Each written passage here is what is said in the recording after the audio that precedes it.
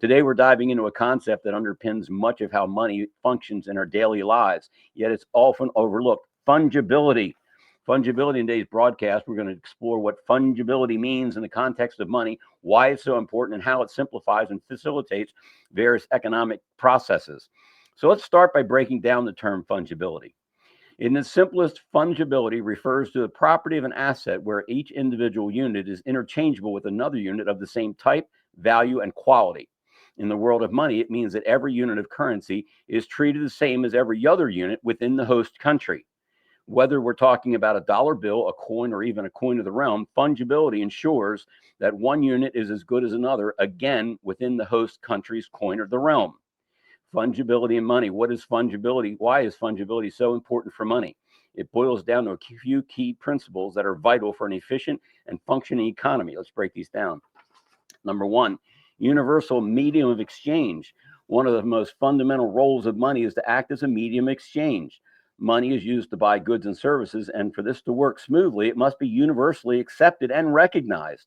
For example, if you go to the store with a $10 bill, you don't need to prove that it's worth $10. It's assumed that all $10 bills hold the same value. If money weren't fungible, the process of buying goods would become a nightmare. You'd have to constantly verify the value of each unit of money, which would slow down the economic commerce and make transactions far more complicated, wouldn't it? Enter the solution. Coin of the realm, been around since the 1400s, ensuring fungibility. Fungibility removes that uncertainty, allowing money to be exchanged for anything without question or delay. You won't have to sell your bars back to people you bought it, or you want to buy something right then and there when you want it. Simplest. Also, what are the dealers going to offer you for those bars and rounds that are not money? They're the ones that sold it to you. They got the serial numbers. If it has a serial number, they're the only ones that can readily liquidate it and offer you whatever the coin of the realm is at that time. Why don't you hold your own coin of the realm? Is what the government says and what our Constitution says money actually is. Fungibility removes that uncertainty, allowing money to be exchanged for anything without question or delay. Simplicity in trade. Fungibility simplifies trade. It removes the need for individual assessment and evaluation of each unit of money. For example, if you were buying a car, you wouldn't need to figure out exact value of each dollar you paid to the seller. You just hand over a sum, and both you and the seller understand that those dollars are worth what is agreed upon. Whether it's a penny or a $100 bill, it all adds up the same, making trade more fluid and straightforward. Facilitates pricing and valuation. Fungibility also enables pricing and valuation. If money weren't fungible, we wouldn't be able to easily set prices for goods and services. Imagine if the value of each dollar or coin varied from one transaction to the other, or one coin to another. Let's say a lunar round from a private mint with no date or guarantee of purity and acceptability. Is that going to be worth the same as an American silver eagle? Is it going to be as readily recognizable? Or you bought it because it's real pretty? You know who's going to give you your purchasing power back out of it? The people that you bought it from. Now, of course, you can try and negotiate it locally with a coin dealer or a pawn shop, but in the state of Maryland, if you turn over any bar or anything that has a serial number on it, the state of Maryland requires that bar sit in the buyer's vault for a period of 8 to 14 days to find out whether or not it's stolen. Interesting. So what is the buyer of that bar going to offer you? The least that he possibly can. Why not hold the coin of the realm? And right now, dimes are on sale. It's where you need to be. Efficient savings and investments. Money needs to be fungible for savings and investments to be effective. Without fungibility, the process of building wealth would be complicated. If each unit of currency or investment were unique or interchangeable, like lunar rounds, you'd be limited in how much you could store or grow your wealth.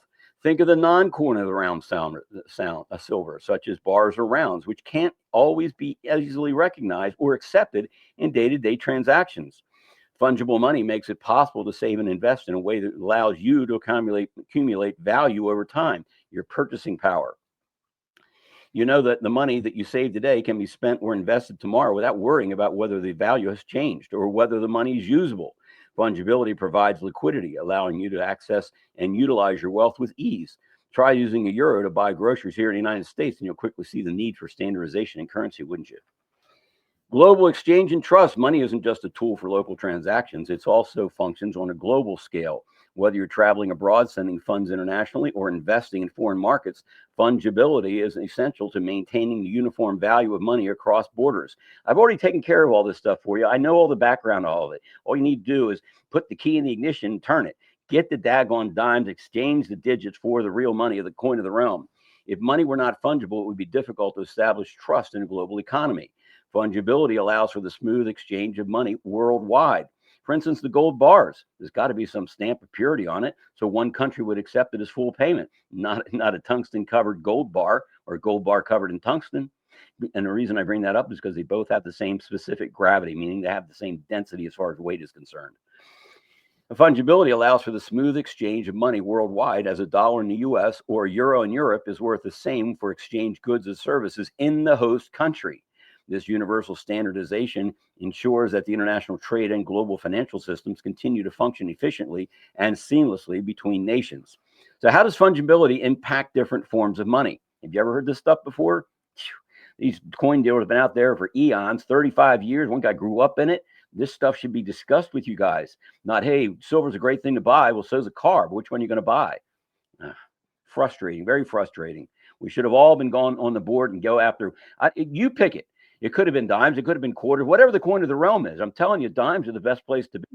The most fractionalized coin of the realm that's on the face of the planet right now. 14 dimes equals 1 pure ounce of Troy silver. Getting me excited here. When we think about money, it's not just about paper currency or coins. Fungibility applies to all forms of money, including precious metals like gold and silver, and even central bank money like the US dollar. And we talked about the dollar isn't even a word, folks. We save it. The dollar is a bastardization of the word Thaler. Thaler is the word. Thaler is what the word is for silver in German. So we couldn't pronounce Thaler. Try to pronounce that 10 times over here. Americans, we can't do it. You know what we call somebody that only speaks one language? An American. Paper currency. Let's take a look at traditional paper currency, whether it's a $10 bill, a $100 bill, or a $1 bill. Each unit holds the same value. If you give somebody a $10 bill, they don't care which one you give them. It's accepted in the universal unit of value. Since all these bills are created under the auspices of the host government, each note carries the same purchasing power as the next. Fungibility makes this process fast and efficient and allows for you to stay easily in control of your money and for use in daily transactions. Precious metals, gold and silver. Now, what about precious metals? Silver, for example, has historically been a form of money and has maintained its fungibility.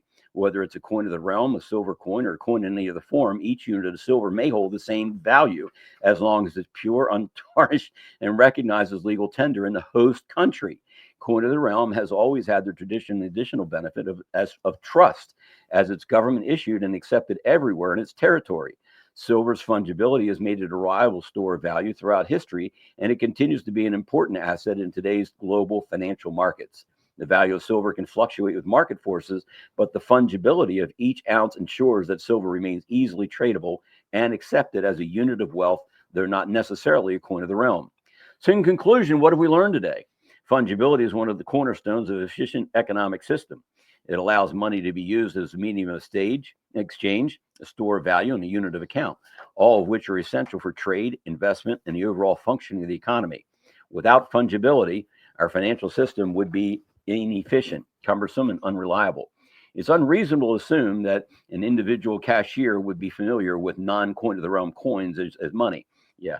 Try it yourself and see how it works out and get back to us. Let us know how that worked out for you. Whether you're using paper currency, precious metals like silver, or digital assets, fungibility is what allows money to flow freely through the economy. It keeps transactions simple, enables fair pricing, and supports investment and saving strategies. Without fungibility, we would face massive challenges in conducting business and managing wealth. Whew! Goodness. That was a lot of research in that. You guys want to know what I'm doing in my spare time? A couple of you called me up and said, Ted, what's going on? Hey, I'm sorry, I'm a little under the gun here right as we get close to 4 a.m. because that's the cutoff time to get everything over to India.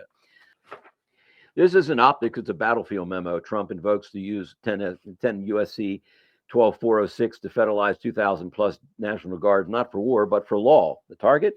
Anyone obstructing ICE or damaging federal property, rebellion, not a protest, not dissent, it's sedition.